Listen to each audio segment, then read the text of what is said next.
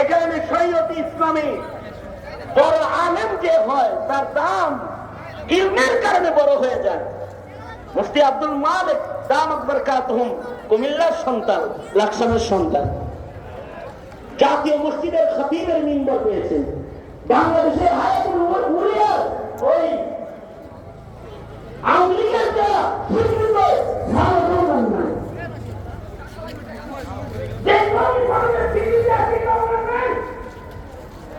বাংলাদেশের কোন পরম্পরা নেই। আমি ছোটবেলায় নিজে দেখেছি, তারপরে সরাসরি আমেরিকা বাংলা লেখা শিখছে। কখন দেখেছি?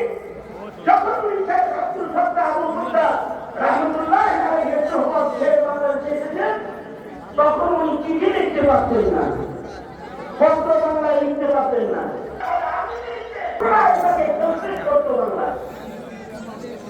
সেই আব্দুল মালিক জাতীয় মসজিদের মিম্বর পেয়েছে, এটা ইলমের সম্মান।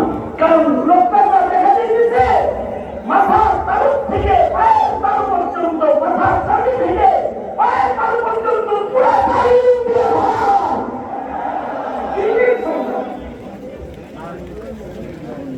কারণ যার ভিতরে ইলম আছে তার সম্মান আল্লাহ বানিয়ে দেয়।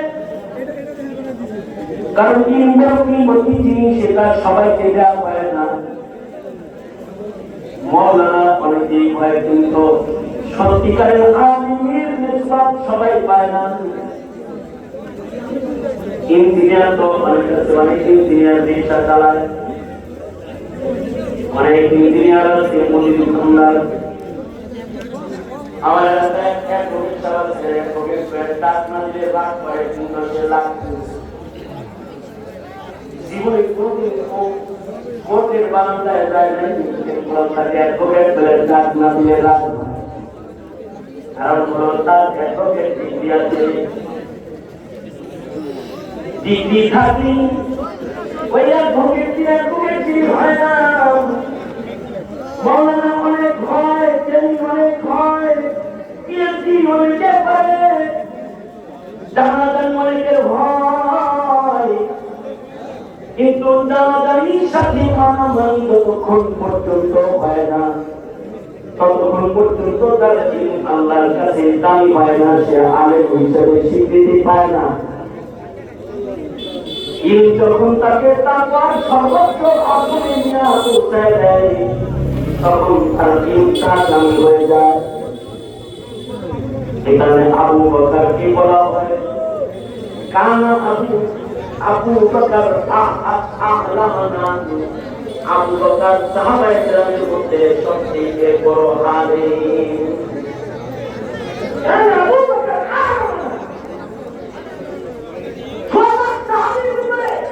যদি প্রশ্ন করা হয় সাহাবীদের মধ্যে সবচেয়ে বড় আলেম কে, তাহলে উত্তর দিতে হবে আবু বকর সবচেয়ে বড় আলেম। এটা ঠিক না, কিন্তু আবু বকরের রিওয়ায়াত কত? আবু বকর এত হাদিসের রিওয়ায়াত করেন নাই, হযরত উমর যত হাদিসের রিওয়ায়াত করেছেন, অথবা আবু বকর কতগুলো রিওয়ায়াত করেন নাই। আব্দুল্লাহ ইবনে উমর, আব্দুল্লাহ ইবনে মাসউদ, আব্দুল্লাহ ইবনে আব্বাস, হযরত আবু হুরায়রা রাদিয়াল্লাহু আনহু আজমাইন উনারা কত রিওয়ায়াত করেছেন। আবু বকর কত রিওয়ায়াত করেন নাই, কিন্তু তারপরে আবু বকর আ'লামানা।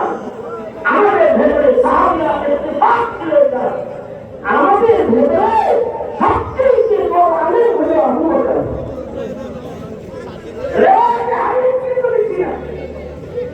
ইমাম মালিক এজন্যই বলেছেন লাইসাল ইলম বিকাসবিল রিওয়ায়াত, অনেক বেশি রিওয়ায়াত হলে এটাকে ইলম হয় না।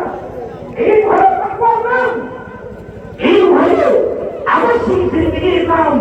খোলা ভিউ আল্লাহকে পছন্দের বান্দা কিভাবে না আল্লাহ তাকে ভালো পরিবারে তাকেই দেন এই ভিন্ন জিনিস বেশি হওয়া এক জিনিস বেশি প্রকাশ পাওয়া আরেক জিনিস আবু বকরের রেওয়ায়াত অনেক বেশি আলফাজ প্রকাশ না পেলেও আবু বকরের ইলমে বেশি মাঝে মধ্যে দেখা গেছে হযরত ওমর ইবনে আব্দুল আজিজ বলেন হযরত ওমর ইবনে আব্দুল আজিজ সাহাবা কেরামদের হযরত ওমর যখন সাহাবাহান পরিচালনা করেন তখন হযরত ওমর আব্দুল্লাহ ইবনে আব্বাসকে সংসদ সদস্য হিসেবে মসজিদে নববীতে বসায় রাখেন মুরব্বী সাহাবীদের নিয়ে যখন সূরা নির্ণয় করে তখন আব্দুল্লাহ ইবনে আব্বাস পাশে বসা থাকে মুরব্বীদের গায়রত লাগছে কেন আব্দুল্লাহ ইবনে আব্বাস এখানে বসানো হয় হযরত ওমর মুরব্বীর অবস্থা বুঝা মুরব্বীদেরকে একটা প্রশ্ন করলেন মাহফিলের না মুরব্বী একদম সাথী বসা আছে তাদেরকে জিজ্ঞেস করলেন বলেন ভিডিও করতেছে আল্লাহ তাআলা কি খবর দিয়েছে সূরা নূরের মাধ্যমে আল্লাহ তাআলা ইসলামের বিজয় হবে খবর দিয়েছে নবীদের বেশি বেশি তাসবিহ করতে হবে তাসবিহাত কিন্তু আজকারে উচ্চারণ করেছে এক একটা হাদিয়া এক কথা বলে কিন্তু আসল কথা কেউ পায় না হযরত আব্দুল্লাহ ইবনে আব্বাস কে কাছে বললেন ইবনে আব্বাস সূরা নূরের মধ্যে তার হাদিসটি কি তামবিহ করা হয়েছে হযরত ইবনে আব্বাস বলেন